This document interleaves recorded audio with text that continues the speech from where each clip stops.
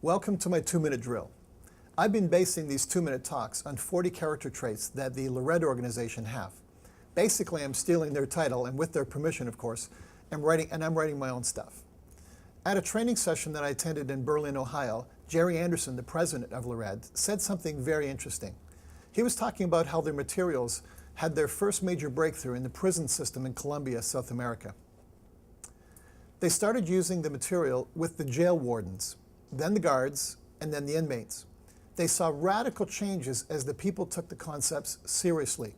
They began to realize that if they changed the values and their principles, that life would also change. Here is the shocking truth that Jerry shared. When they surveyed the inmates and asked them which of the 40 principles was the most life-changing, the answer back was savings. The men and women in the jails said that if at the core of why they were in jail was because they didn't have money. Not having money led them to crime. Eventually they were caught and ended up in jail. Fascinating.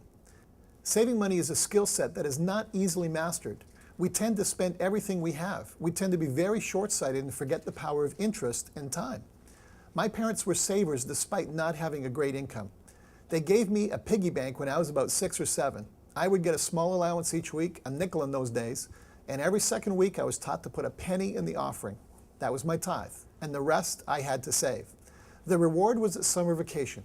We would be able to take all the money from our piggy banks and spend money on candy, ice cream, toys, etc. while we were on our holidays. It was something I look forward to each year.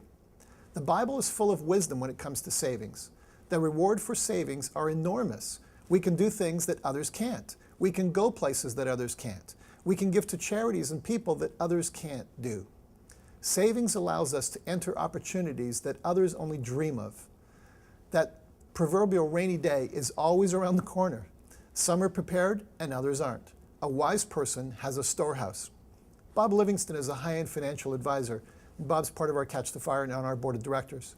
He's written a couple of great essays on savings and has some very practical tips on how to save and how to teach your children to save. Your homework today is slightly different. I'd like you to go to one of Bob's websites and to read his essay. It won't take you long and you will be inspired. Head to www.dreamscostnothing.com and search the site. Join me next time when we will be addressing the topic of sewing. To go deeper, head to lorette.org and click on Principles.